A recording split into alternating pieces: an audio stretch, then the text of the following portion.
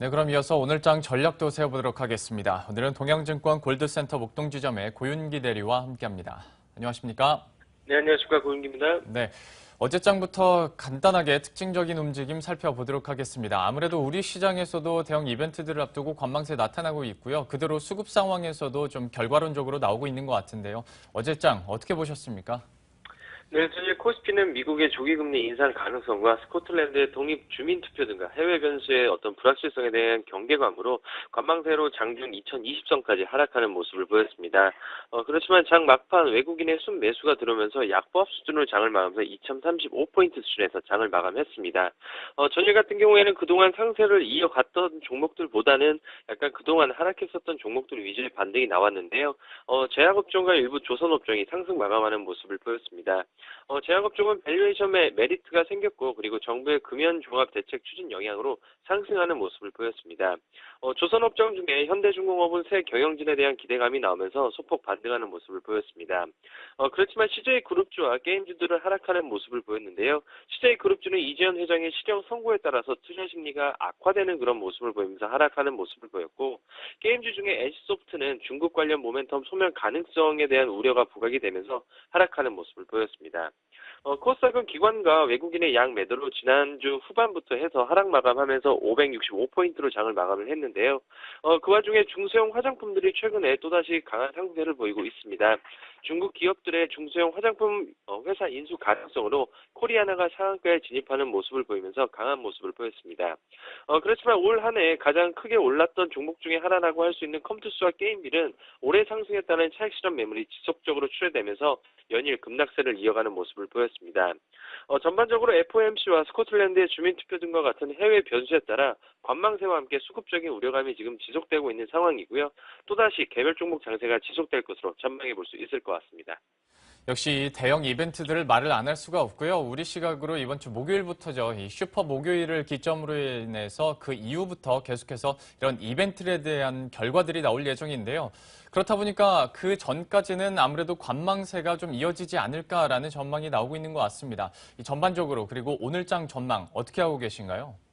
네, 일단은 17일 날 FOMC 회의 앞두고 나서 지금 우려감이 지속되고 있습니다. 그 이유는 아무래도 미국의 조기적으로 그 금리 인상 가능성이 제기가 되고 있고, 향후 금리 인상에 대한 시기 등을 감안해 볼 수 있기 때문입니다.